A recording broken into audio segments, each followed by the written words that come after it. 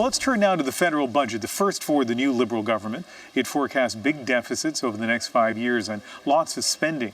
The deficit pegged at $29.4 billion this year and another $29 billion next year, with no plan announced to return to balance before the next election. Here are some of the government's spending commitments. The biggest ticket item, $120 billion over 10 years for new infrastructure spending, focused on public transit, water, housing, and building a low-carbon economy. A new tax-free Canada Child benefit starting July 1st will increase payments for most Canadians with children and offer greater assistance to lower-income families. The Liberals also committed $8.4 billion over the next 5 years for First Nations, including investment to improve education on reserves and funding for drinking water, housing, and family services. The Finance Minister, Bill Morneau, making it clear his first budget was aimed at the middle class. Today, we begin to restore hope for the middle class. Today, we begin to revitalize the economy. Today, we begin a long-term plan that will use smart investments and an unwavering belief that progress is possible to ensure that Canada's best days lie ahead.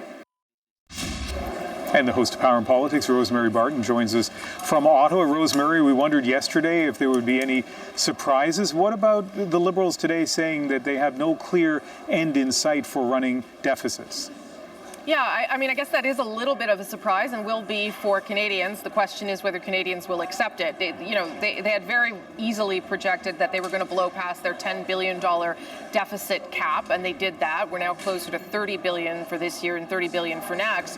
What is more surprising is that they seem to, for now anyway, have no path really back to balance, which was another part of their promise that they were elected on, was to reach a balanced budget by the end of their mandate. That is no longer part of their projections.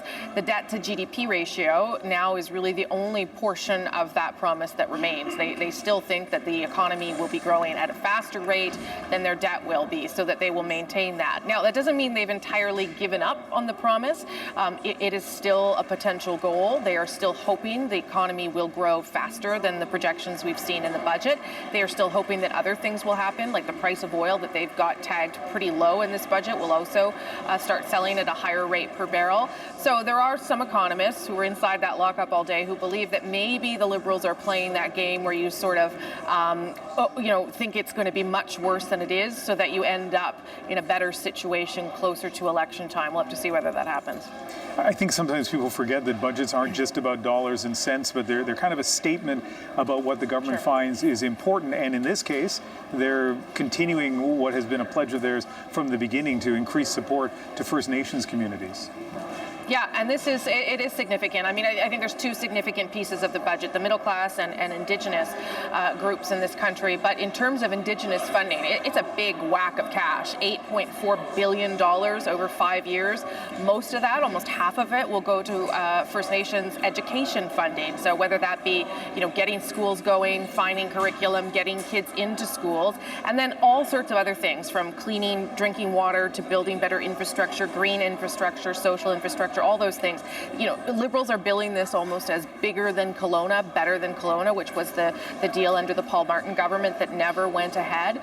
Some of it is loaded towards the end of the mandate because it'll take longer to get some of this stuff up and running. So the money is there. The question is, can they actually get the change that they're looking for? That's always the challenge with this. And then the middle class tax cut. That's what I think the government really wants Canadians to think about. That tax cut goes into effect in July. They say that 9 out of 10 Canadian families will feel it.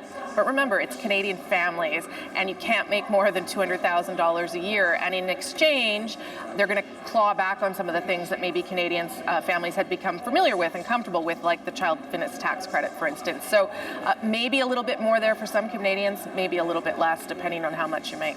Thanks, Rosemary. Okay.